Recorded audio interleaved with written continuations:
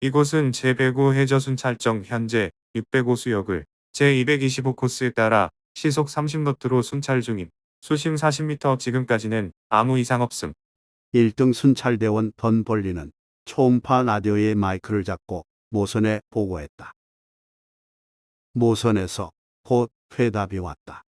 던벌리는 마이크를 본래 자리에 놓고 다시 눈앞에 있는 수중 레이더의 파란 스크린을 바라보았다. 찾고 있는 것은 아무데도 없었다. 그는 헤드라이트에 스위치를 넣고 계속해서 수중 텔레비전을 켜보았다. 강력한 불빛이 환히 앞쪽 물속을 비췄다. 그러자 검푸른 빛을 띠고 있던 바다석이 갑자기 선명한 가지각색의 아름다운 세계로 싹 바뀌었다. 그것은 몇 번을 보아도 실증이 안 나는 가슴이 후련해지는 훌륭한 광경이었다. 정말 신비한 세계구나. 이 바닷속의 세계는 더는 자기도 모르게 혼잣말을 했다. 혼자서 오랜 동안 바다속을 순찰하고 있는 순찰대원들에겐 모르는 사이에 혼잣말을 하는 버릇이 붙는다. 그는 그 아름다운 세계 속을 자유자재로 헤엄쳐 다니는 수없이 많은 물고기 떼를 바라보았다. 큰 물고기, 작은 물고기, 가느다란 물고기, 뚱뚱한 물고기, 긴 미사일 같은 날씬한 모습의 은빈 물고기 등이 수백 수천 마리씩 떼를 지어 헤엄쳐 가고 있다.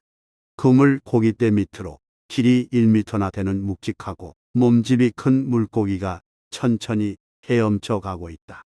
이상한 것도 있었다. 방석이 꿈틀거리며 헤엄치고 있는 듯한 정체를 알 수 없는 괴물, 빨강, 까망, 초록빛, 핑크빛 등 갖가지 빛깔의 줄무늬가 있는 이상한 새처럼 생긴 색다른 물고기도 있다. 정말이지, 이렇게 많은 색다른 종류가 어떻게 태어났나 싶어 감탄하지 않을 수 없었다. 던벌리는 텔레비전 카메라를 천천히 돌려 다시 깊은 곳에 있는 해저의 골짜기를 보았다. 그곳에는 굉장히 긴 마치 큰 나무와 같은 다시마가 무성하게 우거져 이리저리 흔들리고 있었다. 그러자 갑자기 그 괴물 다시마의 정면을 헤치듯하며 무시무시하게 큰 괴물이 떠올랐다. 마치 세모 날개의 초음 속 제트기처럼 생겼다. 그러나 그 날개 전체를 너울너울 움직이며 올라가는 모습은 싱싱 웃고 있는 악마의 얼굴과 흡사했다. 바다의 난폭자로 불리는 노랑 가오리다. 물고기들은 곧 줄에서 벗어나 앞을 다투어 도망쳤다. 그러나 더는 곧 그 노랑 가오리로부터 텔레비전 카메라를 돌리고 말았다. 오늘은 그런 것을 찾고 있는 것이 아니다. 그가 찾고 있는 것은 다른 것이었다. 더는 다시 수중 레이더 스크린으로 눈을 돌렸다. 이번에는 스크린에 큰 초록빛 줄무늬가 나타났다. 그것은 수중 레이더의 초음파가 뭔가 큰 물고기 떼에 닿아 되돌아오는 반사의 표지다. 더는 그것이 무엇인지 금방 알았다. 고래다. 수십 마리의 고래가 천천히 이동하고 있는 것이다. 그 순간 던의 눈이 번쩍 빛났다. 그 고래떼의 바로 아래쪽에서 아주 작지만 속력이 빠른 또 하나의 반사가 계속 다가오는 것이 보인 것이다. 역시 있었군. 틀림없다. 백상어다. 더는 또 혼잣말을 하더니 입술을 꽉 깨물었다. 백상어란 놈. 그것은 상어 중에서도 가장 무서운 살인 상어인 것이다. 이 해저 목장 안에까지 들어와 고래를 노리는 무서운 바다의 난폭자. 던을 비롯한 대원들의, 즉 해저 순찰대의 가장 무서운 적인 것이다. 던은 재빨리 자동 조종 장치에 스위치를 넣었다. 순찰정이 방향을 획 바꾸었다. 삽시간에 스피드가 빨라졌다. 해저 순찰정에는 전자두뇌가 달려있다. 그래서 사람이 손으로 조종하지 않아도 자동적으로 목표물을 향해 최대 속력으로 달릴 수 있는 것이다. 더는 다시 초음파 라디오에 스위치를 넣고 마이크를 잡더니 모선을 불렀다.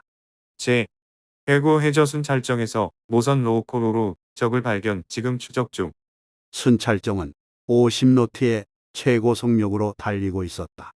더는 수중에 비치는 적 백상어의 모습과 전자두뇌에서 차례로 나오는 숫자를 재빨리 비교해 보았다. 이거 안 되겠는걸. 이대로 가면 도저히 따라갈 수 없겠구나. 그는 이마살을 찌푸리며 생각했다. 저쪽이 더 빨리 고래떼를 덮치겠다. 그렇게 되면 이쪽에서 구해내기 전에 대여섯 마리의 고래가 상어의 밥이 되고 만다. 좋아. 더는 곧 결심하자 이런 때면 언제나 쓰는 수단을 썼다. 수중 사이렌의 버튼을 누른 것이다.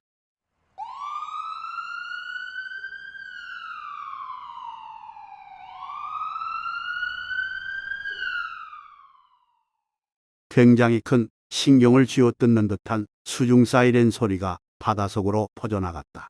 물의 세계에 사는 생물들은 모두 놀라울 정도로 소리에 민감하다. 물속에서는 사람은 거의 소리를 듣지 못하지만 물고기들은 수십 미터, 때로는 수 킬로미터 앞의 소리도 알아듣는 경우가 있다. 곧 백상어떼가 웅성거리기 시작했다. 사이렌 소리를 듣고 당황한 모양이다. 됐다. 더는 레이더를 보면서 저도 모르게 희죽 웃었다.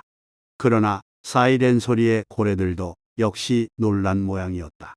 그때까지 규칙적으로 떼를 이루어 헤엄치고 있던 고래들이 곧 줄에서 벗어나기 시작했다. 그 중에는 획 돌아서서 상어떼 속으로 들어가는 얼뜨기도 있었다. 더니 해저 순찰정은 고물에서 제트를 뿜어내며 허둥거리고 있는 상어와 고래떼의 한복판을 향해 달려갔다. 전자두 내에는 미리부터 백상어의 크기와 모양, 헤엄치는 방법 등의 특징을 잘 기억시켜 놓고 있었다. 가장 가까이 있는 상어 한 마리에 자동적으로 겨냥을 하면 찰싹부터 절대로 떨어지지 않는다. 상어가 위로 도망치면 위로, 아래로 도망치면 아래로, 오른쪽으로 도망가면 오른쪽으로 자동적으로 방향을 바꾼다. 더는 그때마다 몹시 휘둘렸다. 좌석에 몸을 밴드로 묶지 않았다면 어디론가 내팽개쳐졌을 것이다. 순찰정은 곧 한 마리의 특히 큰 백상어의 뒤를 쫓아갔다. 10미터나 되는 어마어마하게 큰 놈이다. 더는 수중 미사일의 버튼을 눌렀다. 순찰정의 아래쪽에서 로켓형의 끝이 날카로운 수중 미사일이 무서운 거품과 함께 발사되었다. 미사일은 100노트에 가까운 아주 빠른 스피드로 물속을 돌진했다. 몸의 위험을 느낀 백상어가 몸을 꿈틀거리며 도망치려는 모습이 텔레비전 스크린에 분명히 비쳤다.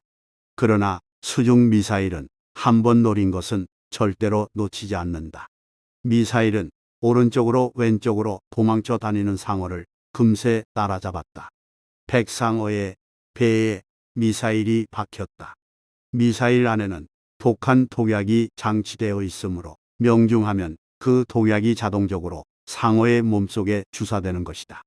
상어는 아파서 미친 듯이 날뛴다. 더는 재빨리 조종을 수동으로 바꾸어 날뛰는 상어 곁을 지나갔다.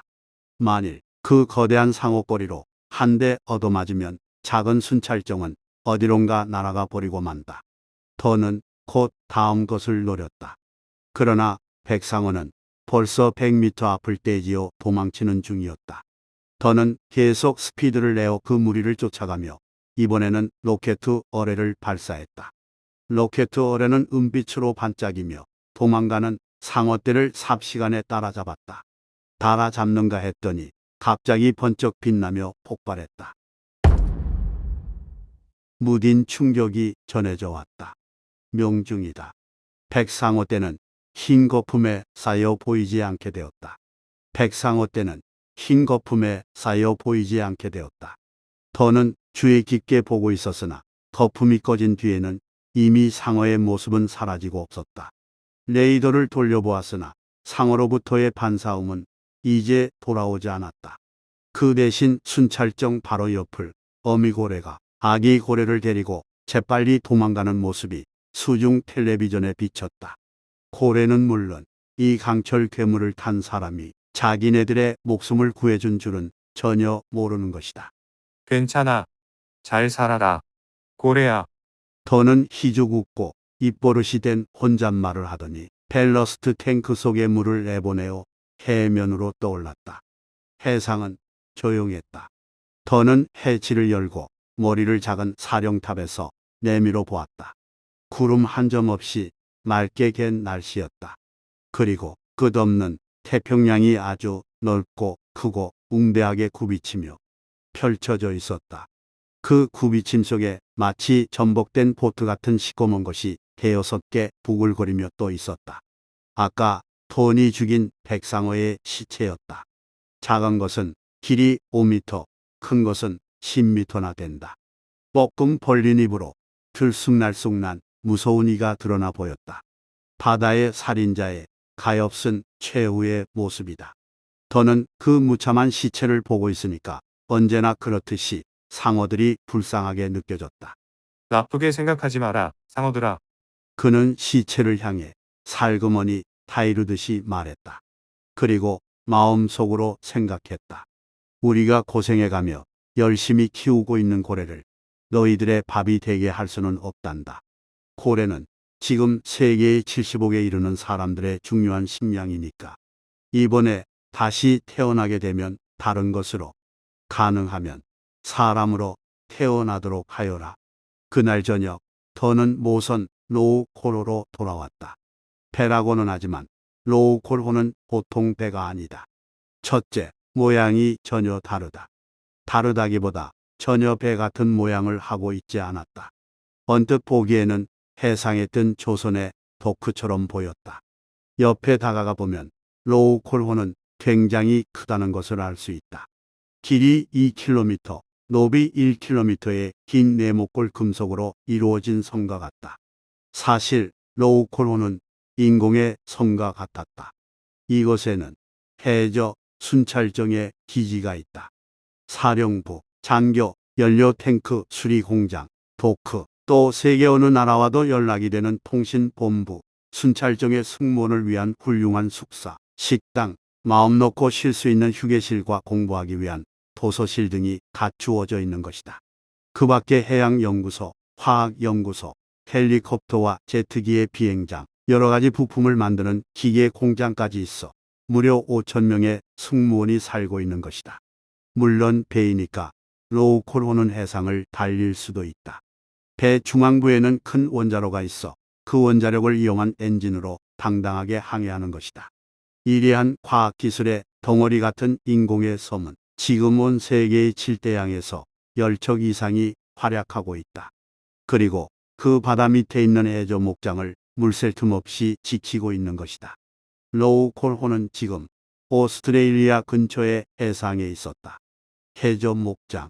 그것은 인류가 지금까지 이룩한 가장 크고도 가장 훌륭한 업적이었다. 고래의 목장인 것이다. 땅 외에는 소, 말, 양을 기르고 있는 목장이 여기저기에 있다. 그와 마찬가지로 이곳은 수천만 파리의 고래를 바닷속에서 기르는 목장인 것이다. 물론 이것은 21세기에 들어서서 생겼다. 지금은 2060년, 불과 60년 전까지만 해도 고래는 남극해나 북극해, 대서양, 북태평양, 인도양 등에서 자연 상태로 살고 있었다. 그리고 그 고래를 잡을 때는 포경모성과 포경포를 갖춘 캐쳐 보트가 나가 고래를 발견하면 뒤쫓아가 다가 포경포로 작사를 쏘아 잡았던 것이다. 그러므로 잡는 고래의 수도 그다지 많지 않았다. 그런데 세계의 인구가 자꾸 불어나 50억을 넘고 60억을 넘어 70억에 이르렀다. 그 때문에 지구상의 여기저기서 식량이 모자라게 되었다. 그래서 고래 고기도 귀중한 식량 자원이 되었다. 포경선의 수도 불어났다. 그리고 그때까지의 몇 배나 되는 고래가 잡히게 되었다. 그러나 고래에는 한도가 있다. 있다고 해서 계속 잡으면 고래는 곧 전멸해버린다. 이 사실은 20세기 중엽부터 이미 세계 여러 나라 사이에서 문제가 되었다. 그래서 여러 나라가 모여 의논한 결과 잡는 고래의 수를 서로 제한하자는 협약이 정해졌다. 고래의 수를 댈 수 있는 대로 줄이지 말고 조금이라도 불려나가자는 것이었다. 그러나 자연에만 의존하면 불리는데 굉장히 시간이 오래 걸린다. 한편 세계의 많은 사람들을 위해 고기의 양은 점점 많이 필요해진다. 이렇게 되면 앞으로 시간이 흐를수록 고래는 부족하게 된다. 이러면 안 되겠다. 어떻게든지 고래를 더 빨리 불려서 온 세계 사람들이 필요한 만큼 고래고기를 먹을 수 있게 할 수는 없을까? 사람들은 이런 생각을 하기 시작했다. 그래서 20세기 끝 무렵 온 세계의 해양학자, 생물학자, 전자공학자 등이 모여 회의를 열고 이 문제를 해결할 방법을 의논하였다. 모두의 의견은 똑같았다. 자연에만 의존하면 안 됩니다. 인공적으로, 과학적으로 불리는 방법을 취해야 합니다. 그러려면 어떻게 하면 될까요? 물론 사람이 과학의 힘으로 고래를 돌봐주면 됩니다. 고래가 불어나기 쉽게 해주는 것입니다. 즉, 우리 인간이 고래에게 먹이를 주고 위험하지 않도록 지켜주고 새끼 고래가 잘 자랄 수 있게 해주면 되는 겁니다. 과학자들은 이 회의의 결과를 유엔에 보고했다. 그리고 유엔에서도 이 방법을 취하기로 하고 각국에 의논했다. 유엔이 생긴 이래 처음으로 각국의 의견이 완전히 일치되었다. 이리하여 해저 목장의 건설이 시작된 것이다. 그러나 이것은 몹시 힘든 일이었다. 특히 어려웠던 것은 바닷속에 목장의 울타리를 만드는 일이었다. 울타리라고는 하지만 물론 바닷속에 진짜 나무나 금속의 울타리를 만들 수는 없다. 그 대신 쓰인 것이 20세기 중엽부터 두드러지게 진보된 초음파이다. 소리가 공기의 파도라는 것은 이제 누구나 다 아는 사실일 것이다. 사람의 귀에 들리는 것은 그중 어떤 일정한 너비의 파도 소리뿐 그 밖의 소리는 들리지 않는다. 초음파라는 것은 인간의 귀에는 들리지 않는 소리인 것이다. 초음파는 물속에서는 대단히 빠르고 또 멀리까지 다다른다. 수중 레이더나 수중 통신기는 모두 초음파의 이러한 성질을 응용한 것이다. 그러나 사람보다 민감한 귀를 가지고 있는 동물이나 어류는 이러한 초음파를 같은 무리끼리의 통신에 쓰거나 레이더와 같은 구실을 하도록 하고 있는 것이다. 이 초음파가 해저 목장에 울타리 구실을 하는 것이다. 우선 고래가 적의 습격을 받아 지르는 비명소리와 똑같은 초음파를 인공적으로 만들어내어 그것을 수중으로 방송해주면 그 소리를 들은 고래는 조심하여 절대로 그쪽으로는 다가가지 않는다. 초음파의 울타리는 이를 응용하여 만들어져 있다. 이런 특별 초음파를 내는 초음파 발생기를 고래가 살고 있는 해저에 즐비하게 늘어놓는다. 그러면 고래는 초음파 발생기 너머로는 절대로 가지 않기 때문에 꼭 울타리를 둘러친 것과 같은 구실을 하게 된다. 뿐만 아니라 이 초음파의 울타리를 잘 쓰면 고래를 원하는 방향으로 이끌 수도 있다. 이리하여 고래를 잘 이끌어 고래의 먹이가 많은 곳, 고래가 살기 좋은 곳으로 데려다주면 고래는 자연 속에서 살고 있을 때보다 훨씬 잘 자라고 많이 불어난다. 또 고래의 먹이인 플랑크톤이라는 미생물을 과학적으로 불려주고 또 고래를 바다의 살인자인 상어나 범고래로부터 지켜주면 고래는 더욱 불어난다. 실제로 바다의 고래들은 이리하여 자연 상태에서 자랐을 때보다 몇십 배나 불어난 것이다. 고래의 고기나 기름이 필요할 때는 짜임새 있는 계획에 따라 정해진 수만큼 도살장으로 끌고 가 죽인다. 그리고 고래는 날고기나 통조림이나 기름, 그 밖에 여러 가지 제품이 되어 온 세계 사람들의 집으로 보내어지는 것이다. 21세기에 있어 해저 목장은 없어서는 안 되는 것이 되었다. 그리고 던볼리 등 해저 순찰대원의 임무는 온 세계 사람들의 중요한 식량의 바탕인 고래를 여러 가지 위험에서 안전하게 지켜주는 것이었다. 1등 순찰대원 덤벌리, 지금 돌아왔습니다. 그는 로우콜호의 선장실에서 보고를 하고 있었다. 이 605 수역에서 고래를 습격하려던 백상어 떼를 발견하고 5마리를 쏘아 죽였습니다. 아마 그게 전부였던 것 같습니다. 고래의 손실은 전혀 없었습니다. 선장은 싱긋 웃고 던을 쳐다보았다. 수고했어. 잘했네. 이것으로 자네의 기록은 범고래 35마리와 상어 87마리가 되는군. 정말 대단하네. 로콜 호 제일의 명사수야, 자네는. 던은 그다지 고마워하지도 않는 얼굴로 무뚝뚝하게 말했다. 상어나 범고래를 죽이는 것은 임무니까 할 수 없이 하는 것이지 자랑하기 위해 하는 것은 아니다.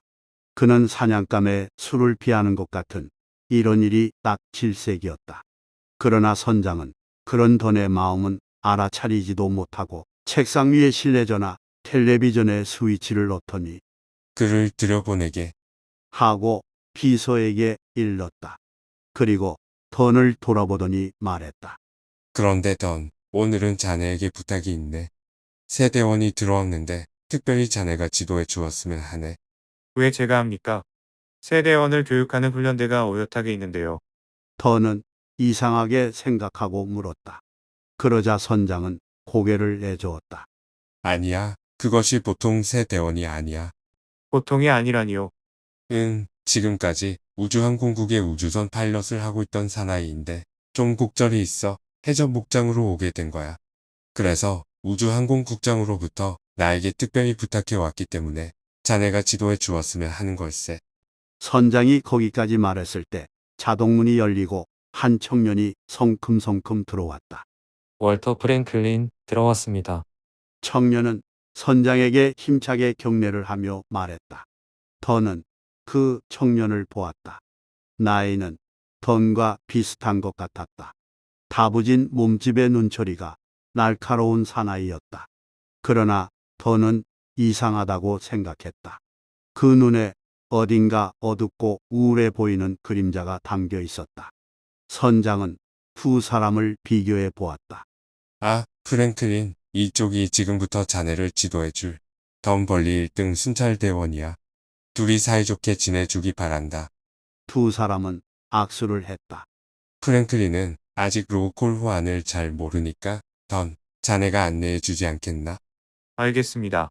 두 사람은 나란히 선장실을 나와 어슬렁어슬렁 도시 쪽으로 걸어갔다. 로우콜호에선 식당과 휴게소가 있는 곳을 도시라 부르고 있었다. 더는 어떻게든지 이 월터 프랭클린과 사이좋게 지내야겠다고 생각했다. 그래서 식당에 들어가 함께 주스를 마시며 먼저 이야기를 걸었다. 자네는 오스트레일리아가 처음이지. 아닙니다. 저는 오스트레일리아 태생입니다. 브리즈베인이 제가 태어난 고향입니다. 하고 월터는 무뚝뚝하게 대답했다. 아, 실례했군. 그렇다면 이 근처의 바다에 대해서는 자네가 더 잘 알고 있을지도 모르겠군. 나는 실은 아일랜드 태생인데 해저 목장국에서 일하면서부터 북대서양이며 인도양 등 여러 곳에 바다로 가 있었지. 그래서 이 남태평양에 온 지는 아직 3년밖에 되지 않네. 월터는 고개를 내저었다. 아닙니다. 잘 모릅니다. 저는 고등학교를 나와 곧 미국의 우주항공대학에 들어간 뒤 줄곧 고향에는 돌아가지 않았으니까요. 아, 그래. 자네는 우주항공국의 우주선 비행사로 일했다고 하던데 그게 분명한가? 던이 말하자 월터는 갑자기 입을 꽉 다물었다. 그렇습니다. 저는 지금까지 우주를 날아다니고 있었으므로 아무래도 바다는 성격에 맞지 않습니다. 월터는 아무 거리낌 없이 말했다. 던은 잠깐 얼굴을 찡그렸다. 그러면 왜 해저 목장국 같은 곳을 택했지? 택한 게 아닙니다. 말하자면 강요당한 거지요. 그렇지 않았다면 그렇게 말하고 월터는 다시 입을 꽉 다물었다. 던은 그 월터의 비웃는 표정의 얼굴을 보고 치밀어 오르는 가슴을 억눌렀다. 이 녀석도 역시 하고 생각한 것이다. 지금까지도 던은 바다의 일을 경멸하는 사람을 여러 사람 만났었다. 그런 자들은 대체로 우주관계의 일을 하고 있는 사람 가운데 많았다. 분명히 우주개발의 일은 21세기의 인기직이었다. 그리고 그 중에서도 특히 우주선 비행사는 모든 사람의 동경의 대상이었다. 끝없는 우주에서 시속 몇십만 킬로미터의 스피드를 내는 우주 로켓을 타고 자유자재로 날아다니는 우주 비행사. 거기에 비하면 바다속을 느린 속도로 다니며 고래를 돌보거나 초음파 발생기를 수리하는 해저 순찰 일은 돋보이지도 않고 지루하고 모습도 보기 좋다고 할 수는 없을지도 모른다. 그러나 아무리 우주 개발이 발전해도 지구는 역시 인류의 고향이다. 70억의 인류 가운데 거의 대부분의 사람은 아직 이 지구에 살고 있는 것이다. 그 지구의 일을 외면하면 우주 개발도 아무 뜻이 없게 된다. 특히 세계 인류의 소중한 식량인 고래를 지키고 키우는 일은, 즉 지구에 사는 인류의 생황을 지키는 일과 마찬가지이다. 더는 그러한 해저 순찰의 일을 자랑스럽게 생각하고 있었다. 게다가 첫째로 그는 바다를 매우 좋아했다. 바다를 욕하는 말을 듣고 가만히 있을 수는 없었다. 더는 이 신입 대원에게 설교해 줄까 하고 생각했다. 그러나 결국 그만두기로 했다. 아마 월터는 지금까지 우주 비행사로 일하다가 갑자기 정반대되는 바다 일을 하게 되니까 심정이 착잡했을 것이다 라는 생각이 들자 더는 치미는 화를 꽉 누르고 월터에게 웃어 보였다. 이 일도 해보면 아주 재미있다네. 특히 이곳은 자네의 고향이 아닌가. 모르는 것은 내가 다 가르쳐 줄 테니 무엇이든지 사양 말고 물어보게. 그러자 월터의 입가에 또 그 비웃는 듯한 웃음이 떠올랐다. 고맙습니다, 벌리. 그러나 나는 이곳에 오기 전에 심리교육국의 학교에서 최면 교육을 단단히 받고 왔어요. 대부분의 일은 알 수 있을 거라고 생각합니다. 그렇게 말하고 도전이라도 하듯 던을 쳐다보았다. 게다가 지금까지 우주의 넓은 공간에서 일하던 나로서는 바다의 일 따위는 일 같아 보이지도 않습니다. 아무튼 스피드가 다르니까요. 더는 소리를 지르고 싶은 마음을 꾹 참고 옆을 향했다. 마음속으로 이 사나이를 교육시키는 일은 생각했던 것보다 골치 아프겠는 걸 하고 생각했다. 그러나 골치 아픈 일이니까 더 힘을 내어 분발해야겠다고 생각하는 것이 던의 버릇이었다. 그 뒤로 겪어보니 모든 것이 던이 생각했던 대로였다. 월터 프랭클린은 분명히 머리가 두드러지게 뛰어난 아주 우수한 세대원이었다. 머리뿐 아니라 운동신경도 굉장히 발달해 있어 처음부터 해저 순찰대원의 일을 척척 해냈다. 거의 가르칠 것이 없을 정도였다. 그러나 던에겐 월터의 태도가 마음에 들지 않았다. 던이 아무리 열심히 진지하게 가르쳐도 월터에겐 그의 마음이 전혀 전달되지 않는 것이다. 성적은 좋아서 뭐라고 할 말은 없었으나 마음속으로는 월터가 바다가 뭐야? 해저 순찰이 뭐야? 하고 경멸하는 마음을 가지고 있다는 것을 뚜렷이 알 수 있었다. 더는 꽤 끈기가 있는 편이었다. 하지만 한 번은 화를 버럭 내고 여보게 월터, 대체 어쩔 셈인가. 나의 어디가 그렇게 마음에 안 드나. 사나이답게 분명히 말해보게. 하고 고함을 친 일이 있었다. 그러나 그때도 월터는 얼굴빛 하나 변하지 않고 마음에 안 드는 일이라니요. 그런 것 없습니다. 당신은 훌륭한 1등 순찰대원입니다. 다만 뭔가. 나에겐 아무래도 바다라는 것이 성격에 맞지 않을 뿐입니다. 월터는 태연한 얼굴로 대답했다. 왜 성격에 맞지 않는다는 건가. 그건 언젠가도 말했지 않습니까? 저는 바로 얼마 전까지만 해도 시속 수십만 킬로미터라는 스피드 세계에 있었습니다. 여기서는 기껏해야 7, 80km입니다. 답답해서 못 견디겠어요. 더는 자기도 모르게 화를 버럭 내고 말했다. 그렇다면 자네는 그 스피드 세계로 돌아가면 될 것 아닌가. 왜 돌아가지 못하나. 월터의 얼굴이 순간 긴장했다. 그런 것을 대답할 의무는 없습니다. 좋아. 그렇다면 내가 대신 대답해주지. 자네는 아마 우주비행 중에 뭔가 큰 실수를 했을 거야. 낮잠을 자다가 충돌 사고를 일으켰다던가 착륙을 잘못하여 우주선을 부쉈다든지 뭔가 그런 실수를 했기 때문에 우주항공국에서 쫓겨난 거지. 그렇게 말하고 난 뒤 더는 이러면 안 되는데 너무 지나친 말을 했구나 하고 후회했다. 여느 때는 침착하던 월터의 얼굴빛이 갑자기 새파래졌기 때문이다. 월터는 한순간 마구 덤벼들듯이 험악해졌다. 그러나 그것은 잠깐 동안이었다. 이윽고 월터의 얼굴에는 지금까지보다도 더 차가운 얼음과 같이 차가운 침착성이 되돌아왔다. 그렇게 생각하고 싶다면 얼마든지 그렇게 생각하십시오. 그는 조용히 말했다. 더는 그 뒤로 다시는 그 말을 꺼내지 않으려고 신경을 썼다. 아무래도 더니 보기엔 월터가 그런 얼빠진 실수로 우주선에 비행사 일을 그만두게 된 것 같지는 않았기 때문이다. 아마 뭔가 남에게는 밝힐 수 없는 깊은 곡절이 있을 것이다. 나는 화를 내거나 하지 말고 좀 더 끈기 있게 그를 지도해 주어야 한다. 그러다 보면 그의 마음도 풀어지겠지. 더는 이렇게 생각했다. 그 뒤로는 월터가 아무리 싫은 얼굴을 해도 경멸하는 듯한 웃음을 띄어도 절대로 화를 내지 않기로 했다. 그래도 가끔 화가 불끈 치솟는 일이 있으면 그때마다 자기 자신에게 너는 아직 수양이 모자란다. 바다를 본받아라. 바다처럼 실증내지 않고 방심하지 않고 초조해하지 않고 단념하지 않고 되풀이해 나가야 한다. 하고 타일렀다. 그러나 월터의 도도한 태도는 다른 순찰대원 사이에서도 평이 매우 좋지 않았다. 월터 프랭클린 녀석 햇병아리 훈련원인 주제에 아주 잘난 체하고 건방진 녀석이야. 정말이야. 언제나 거만하게 도사리고 자기만 잘났다는 태도야. 어디 한번 끌어내어 담력을 시험해서 골려주기로 할까? 찬성이다. 어느 날 식당에서 이런 이야기가 순찰대원들 사이에서 오간 일이 있었다. 더는 물론 그들을 말렸다. 그럴 것 없어. 그 녀석은 그 녀석 나름대로 잘하고 있으니까. 그러나 다른 대원들은 들으려 하지 않았다. 아닙니다. 벌리 선배님이 순하게 구니까 그 녀석 마구 기어오르는 겁니다. 이쯤에서 좀 단련을 시키지 않으면 그 녀석을 위해서도 좋지 않아요. 맞아. 그 녀석 아주 도도한 얼굴을 하고 있는데 사실은 굉장히 겁쟁이인지도 몰라요. 이봐, 말 나오는 대로 짓거리지 마. 무슨 증거가 있어서 그런 말을 하지.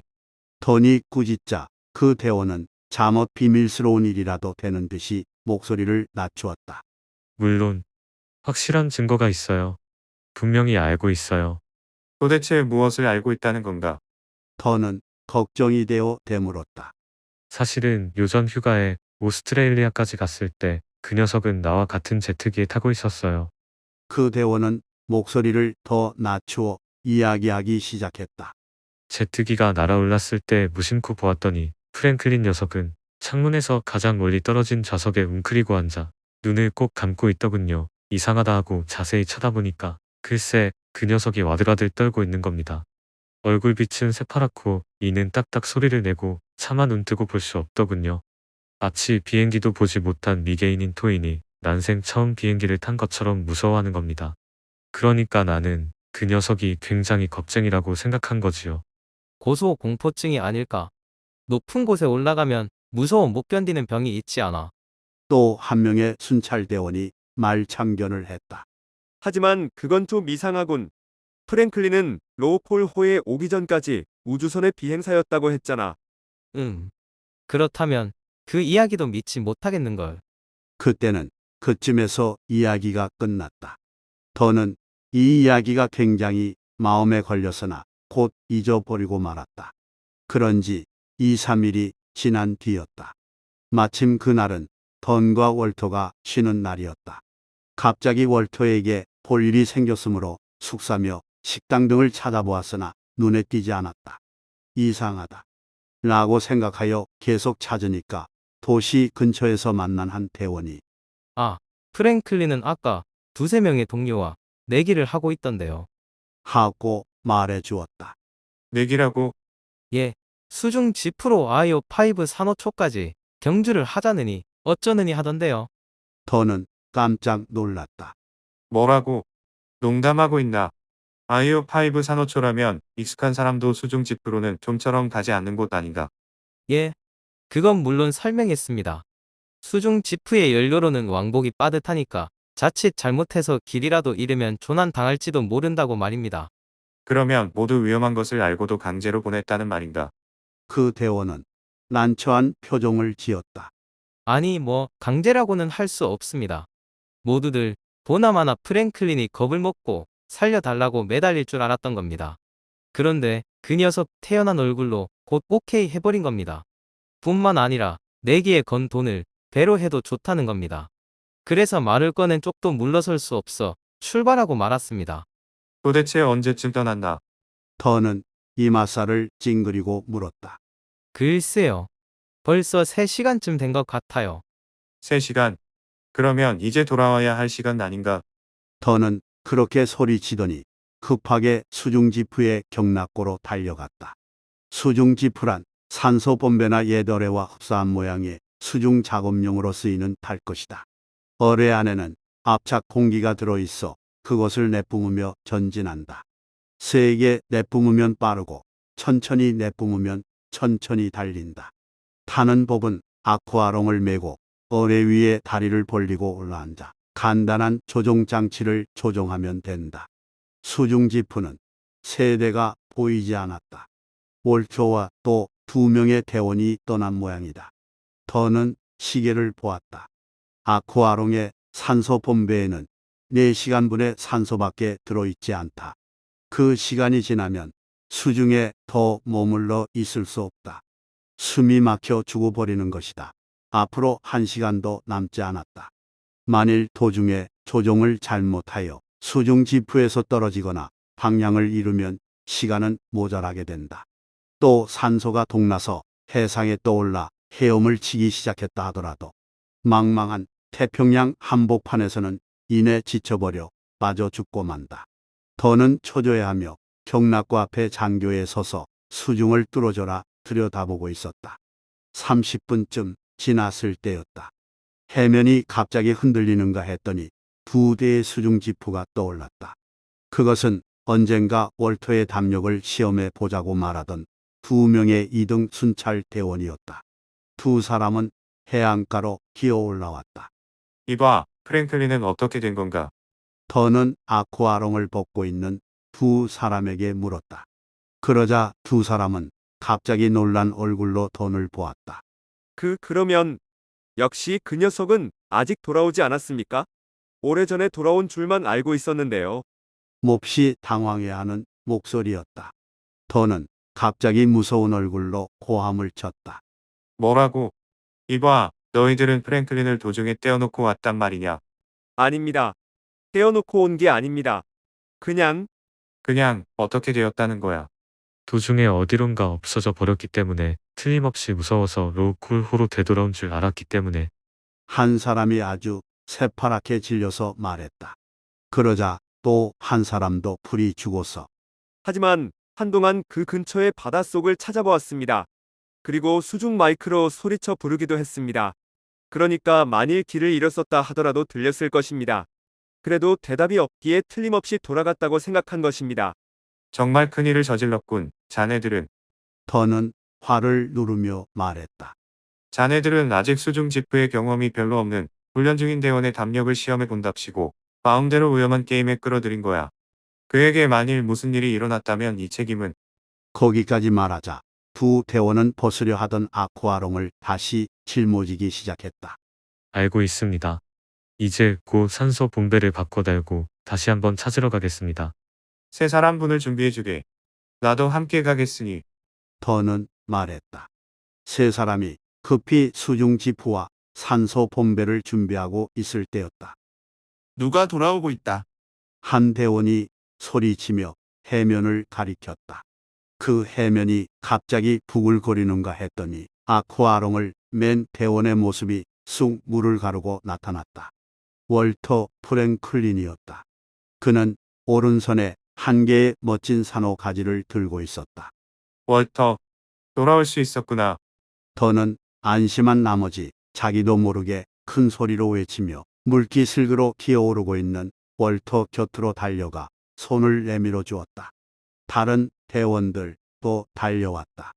월터는 수중 안경을 벗고 아쿠아롱의 걸쇠를 벗기자 던과 대원들에게 희죽 웃어 보였다. 예, 돌아왔습니다. 물론 보십시오. 이것이 A25 산호초에 갔다 온 증거입니다. 그는 그렇게 말하더니 내기 상대인 2 사람의 대원을 돌아다 보았다. 어디 당신네들의 증거품을 보여주시겠습니까? 그게 2 사람은 얼굴을 마주보며 몹시 당황해했다. 자네의 모습이 보이지 않아서 아마 내기를 단념하고 돌아갔나 보다 생각했기 때문에 우리는 A105 산호초까지는 가지 않았네. 그래. 아무리 불러도 대답도 없고 해서 나의 모습이 안 보였던 것은 당신네들보다 훨씬 앞쪽에 있었기 때문이요. 대답을 하지 않았던 것은 그럴 필요가 없었기 때문입니다. 월터는 그 특유의 침착한 어조로 말했다. 아무튼 경주는 내가 이겼습니다. 두 분께선 번 돈을 내놓아야 합니다. 물론 내놓지. 2배의 금액입니다. 알고 있네, 알고 있어.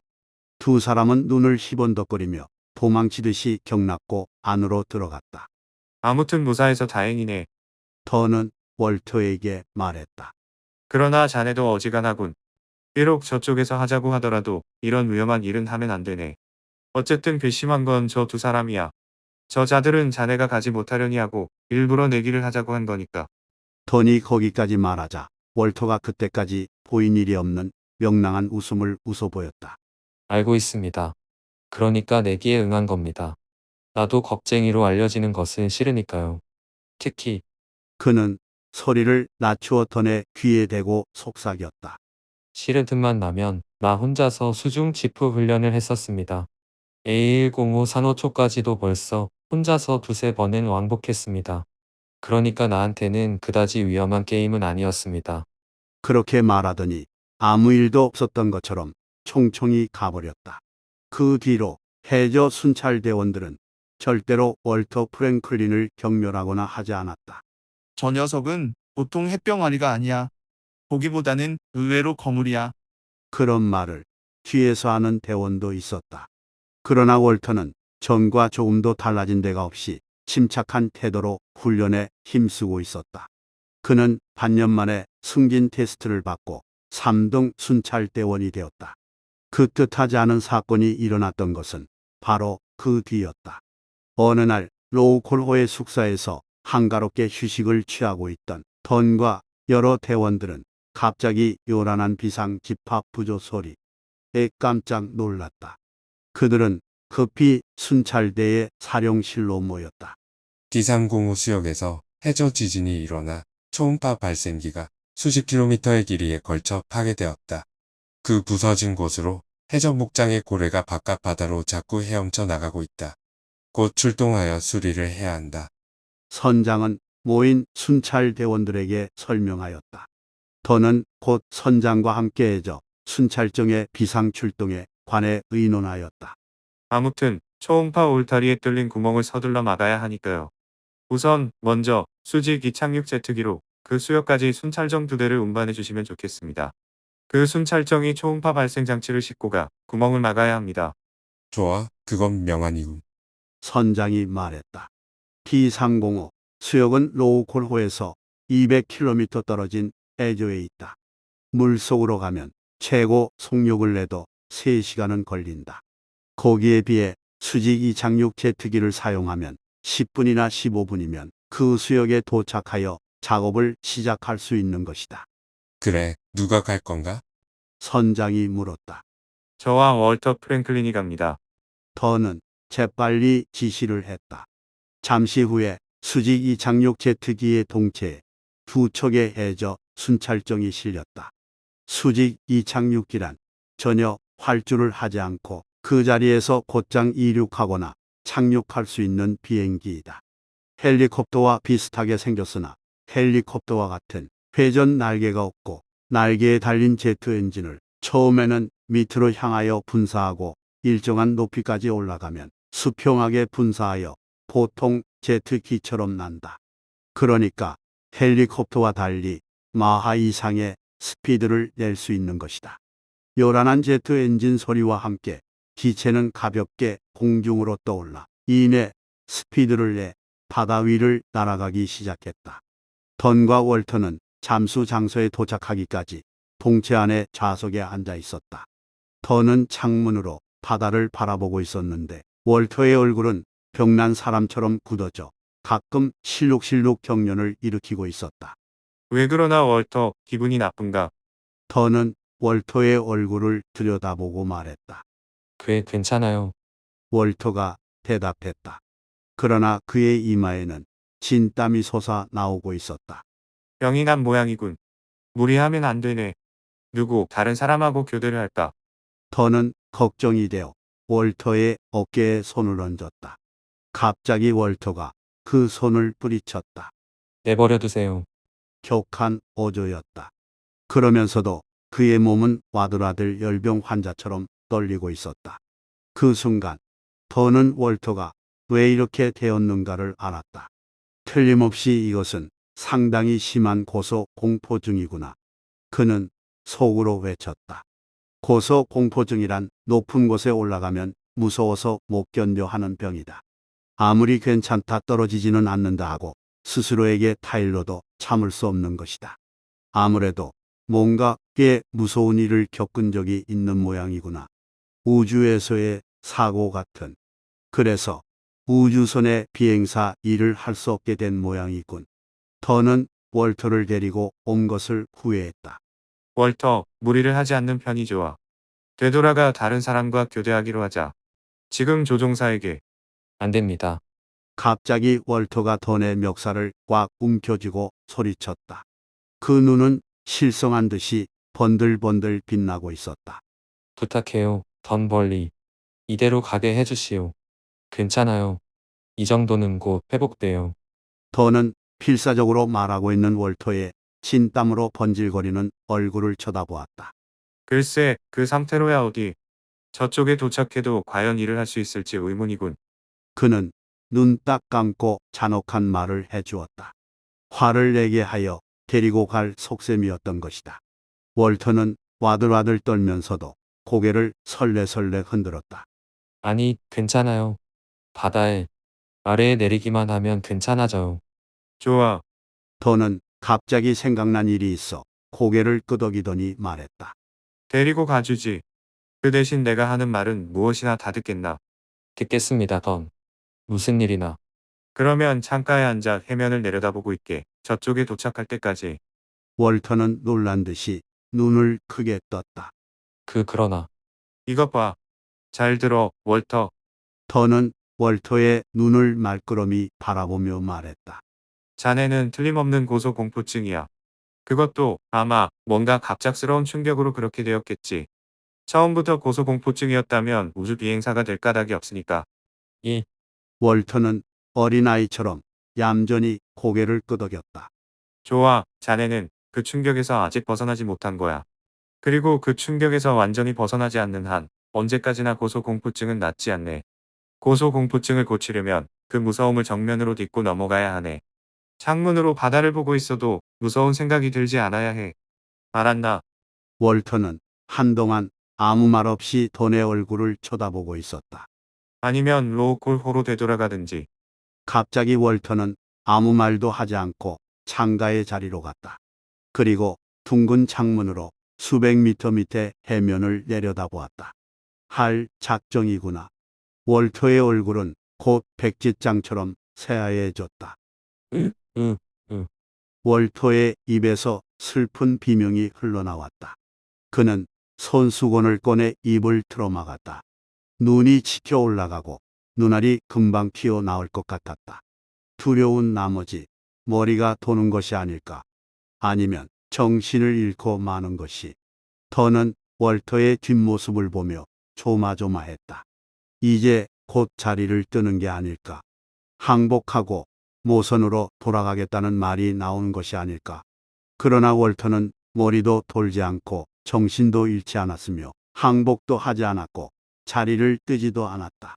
그는 입으로 새어나오는 신음소리를 삼켜버리기 위해 손수건을 입에 물며 하라는 대로 죽으림을 다해 창밖을 내려다보고 있었다. 고집이 대단한 녀석이군. 하지만 훌륭한 녀석이다. 더는 그렇게 생각했다. 으흐흐흐흐흐흐. 괴로운 듯한 신음소리가 가끔 입에서 새어나왔다. 눈에서는 꼭 어린아이 같은 눈물이 쉬지 않고 쏟아져 내렸다. 주먹을 쥐고 창가를 힘껏 내리쳤다. 보고 있는 쪽이 괴로워지는 광경이었다. 더는 몇 번이고 뒤에서 힘을 내게 하고 위로해 줄까 하는 생각을 했는지 모른다. 조종실로 가 조종사에게 되돌아가자고 말할까 하는 생각을 얼마나 했는지 모른다. 그러나 그렇게 하면 월터 프랭클린은 다시는 일어서지 못하게 된다. 아니, 더 깊은 마음에 상처를 입게 된다. 더는 마음을 단단히 먹고 가엾은 월터의 모습을 계속 지켜보았다. 길고 긴 시간이었다. 그러나 마침내 비행기는 목적한 장소에 도착했다. 마치 몇 시간이 흐른 것 같은 느낌이었으나 시계를 보니 불과 12, 3분밖에 지나지 않았었다. 비행사가 실내 통화기로 목적지에 도착했다. 순찰정을 타라. 하고 말했다. 그는 월터에게로 다가갔다. 월터는 마치 열병에라도 걸린 것처럼 와들와들 떨고 있었다. 던이 어깨를 두드리니까 고개를 끄덕였으나 도저히 움직일 수 없을 정도로 지쳐 있었다. 좋아, 내가 태워주지. 만일 물속에 들어가도 일을 할 수 없거든. 엔진을 끄고 가만히 있게. 그러다 보면 마음이 가라앉겠지. 그래도 만일 회복이 안 되거든 도와줄 사람이 올 때까지 조용히 기다리고 있게. 알겠지? 그는 월터의 목을 질질 끌다시피 하고 순찰정이 들어있는 창고로 내려갔다. 순찰정의 해치를 열고 월터를 밀어넣듯이 놓았다. 그리고 재빨리 자기도 또 한 척의 순찰정을 탔다. 조종석에 밴드로 몸을 묶고 라디오를 켜고 나서 조종사에게 말했다. 준비 오케이. 되도록 낮게 내려 조용히 떨어뜨려주게. 최선을 다할 것이다. 순찰정 안에서는 전혀 밖이 보이지 않는다. 그러나 갑자기 엘리베이터로 내려가는 듯한 기분이 들었다. 그것은 수직 이착륙기가 고도를 계속 낮추고 있다는 증거인 것이다. 지금 해면 5m. 바다가 거칠어 더 내려갈 수 없다. 어떻게 하겠는가? 여기서 떨어뜨려도 좋은가? 비행사가 라디오로 물었다. 더는 월터가 걱정이 되어 가슴이 철렁 내려앉았다. 지금의 라디오는 물론 월터에게도 들렸을 것이다. 만일 공중에 내동댕이 쳐진다고 생각하면 그는 실성하고 말지도 모른다. 잠깐 기다려주게. 더는 당황하여 소리치려고 했다. 바로 그때였다. 조소, 그렇게 해주시오. 월터가 작기는 했으나 힘찬 목소리로 대답한 것이다. 더는 깜짝 놀랐다. 그 순간 순찰정은 툭 떨어져 몸이 둥실 떠올랐다. 다음 순간 순찰정은 무서운 기세로 수면을 두드렸다. 거센 충격으로 더는 좌석에 딱 박혀 숨이 막힐 것 같았다. 순찰정이 기우뚱 옆으로 기울었다. 그는 정신을 차려 조종칸을 잡고 엔진을 걸었다. 힘찬 엔진 소리와 함께 순찰정은 흐르듯이 전진하기 시작했다. 그는 수중 레이더와 텔레비전 스위치를 넣었다. 수중 텔레비전 스크린에 몽환이 검은 물고기 같은 그림자가 떠올랐다. 월터의 순찰정이었다. 괜찮은가, 월터? 더는 큰 소리로 마이크를 향해 외쳤다. 대답이 없다. 더는 가슴이 철렁했다. 무슨 일이 있는 것은 아닐까. 월터가 기절했든지 충격으로 다치기라도 한다면.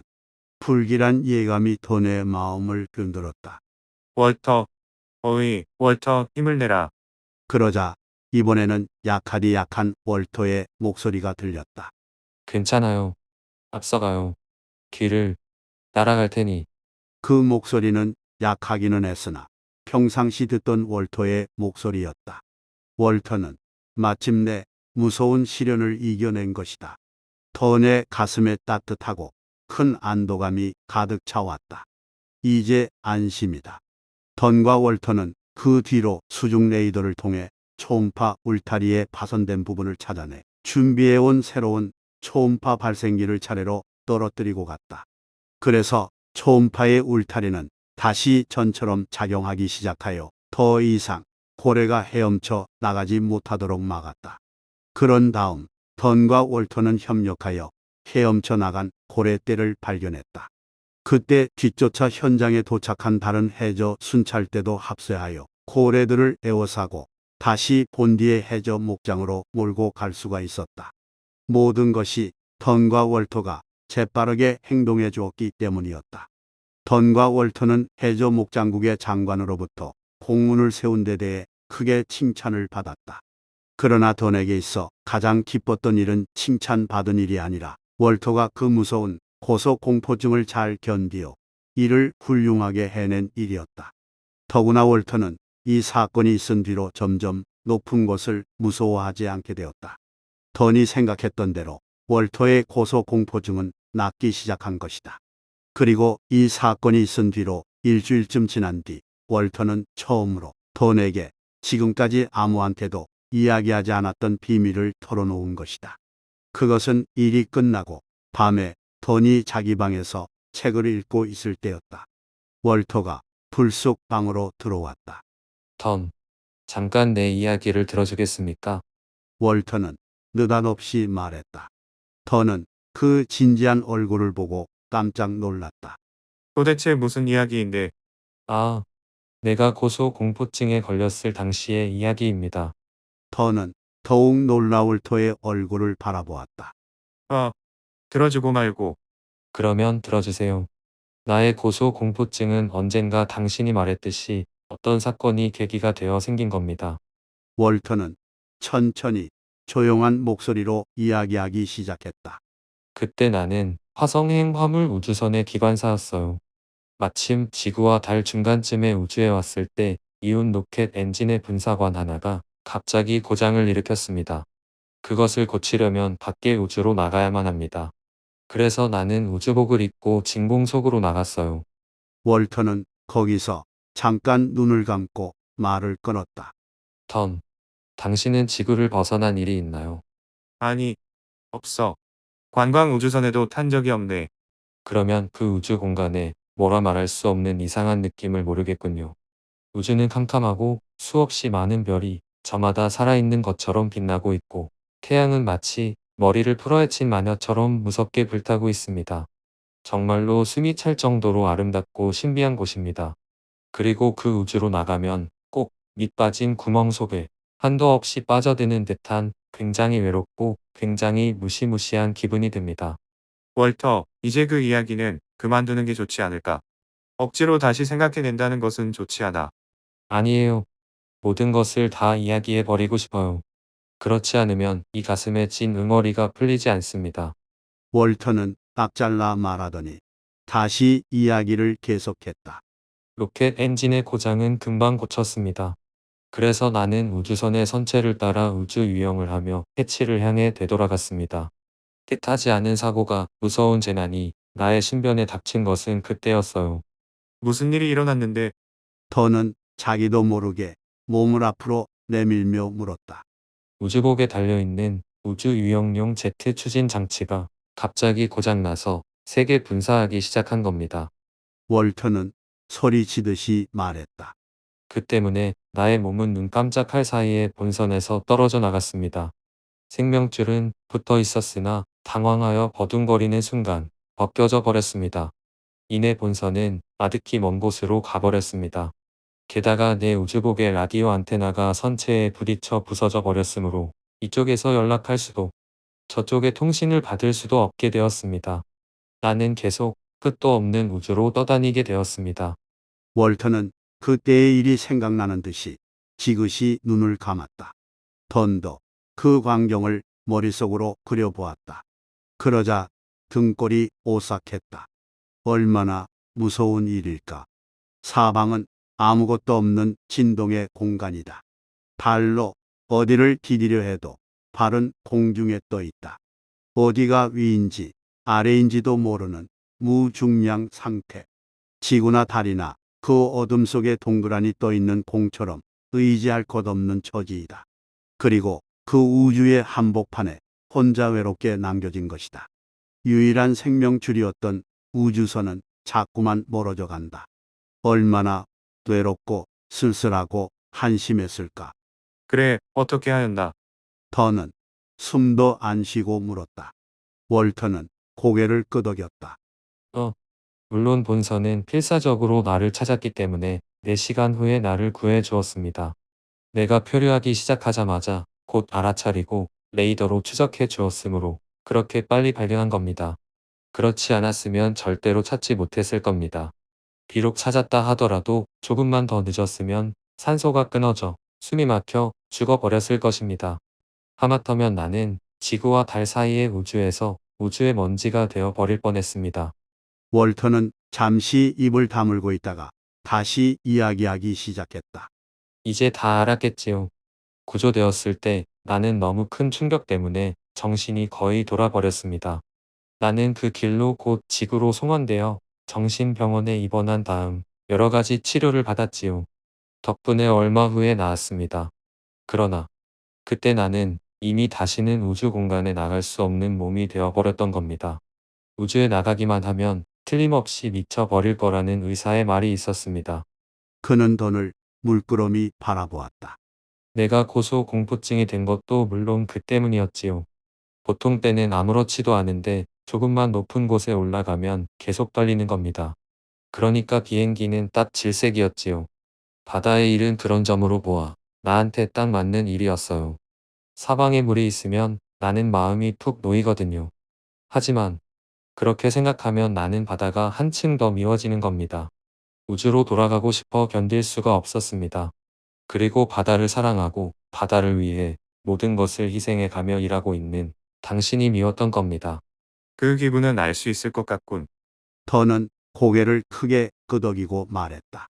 월터는 고개를 숙였다.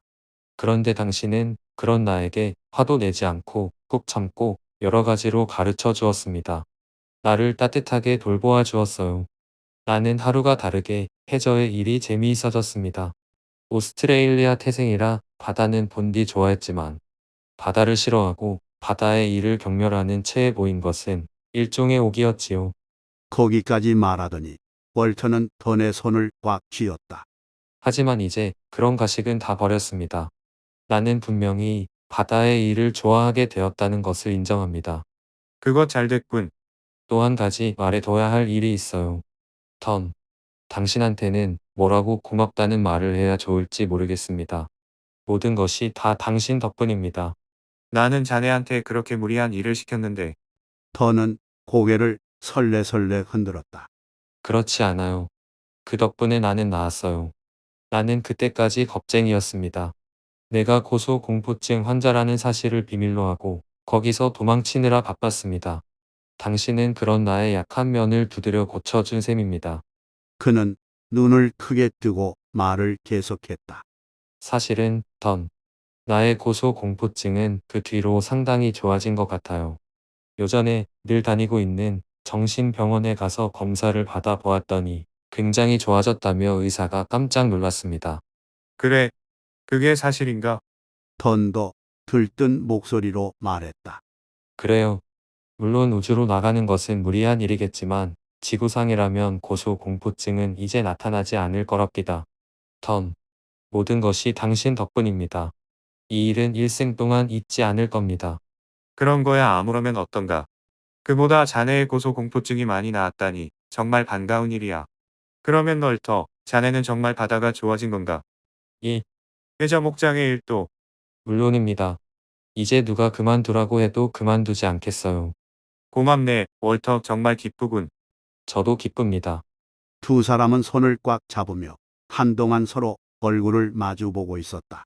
서로 잡은 손과 손을 통하여 서로 마주보고 있는 눈과 눈을 통하여 친구로서의 본정이 오가는 것을 느꼈다.